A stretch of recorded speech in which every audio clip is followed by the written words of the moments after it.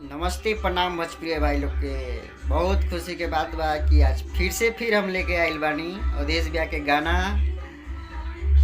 छठ के वीडियो। उगी उगी उगी सूरज अनुसार। तो आप सबके बहुत अच्छा गाना वीडियो छठ के लेके आइल बानी, तो आप सब सुनिए गाना के और प्यार कर दी। तो आप सबके कल सुबह के मिली अवधेश प्रेमी ऑफिशियल पे सुने के मिली। तो भूली ना चैनल को सब्सक्राइब कर ली।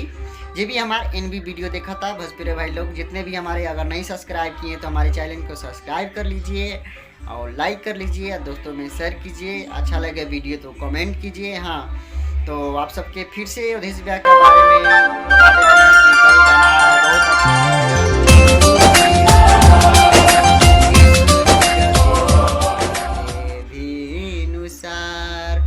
तो आप सबके वीडियो की लिंक डाल देते हैं और गाना का भी लिंक डाल देते हैं।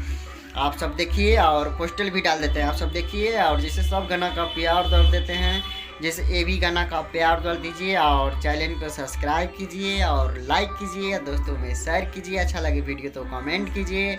हाँ, तो भोजपुरी भाई लोग से नहीं हो रहा बा कि आप सब बने रहे हमारे एनवी वीडियो में एक से एक वीडियो देखने के लिए। तो आप सबके पोस्टल के लिंक डाल देते हैं अवधेश भैया का गाना का छठ का उगी उगी ये सूरज देव भैले भिनुसार।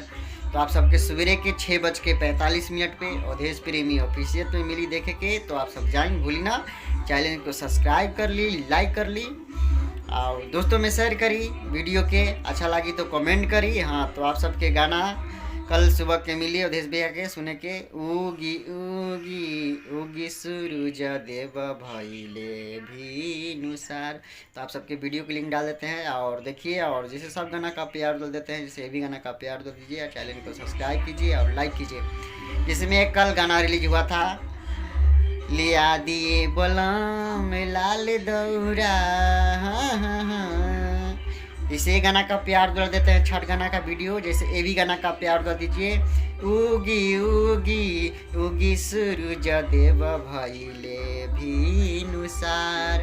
तो आप सबके पोर्टल के लिंक डाल देते हैं और ये गाना का सुनिए और ये गाना का प्यार दर दीजिए। अच्छा लगे वीडियो तो कमेंट कीजिए। आप सबके एनमी वीडियो में एक से एक वीडियो देखने के लिए मिलेगा। आप सब हमारे एनमी वीडियो में बन रहे हैं देखने के लिए नए नए चीज़। और चैनल को सब्सक्राइब कीजिए और लाइक कीजिए। ऐसे भाई का प्यार दर दीजिए और चैनल को सब्सक्राइब कीजिए और लाइक कीजिए।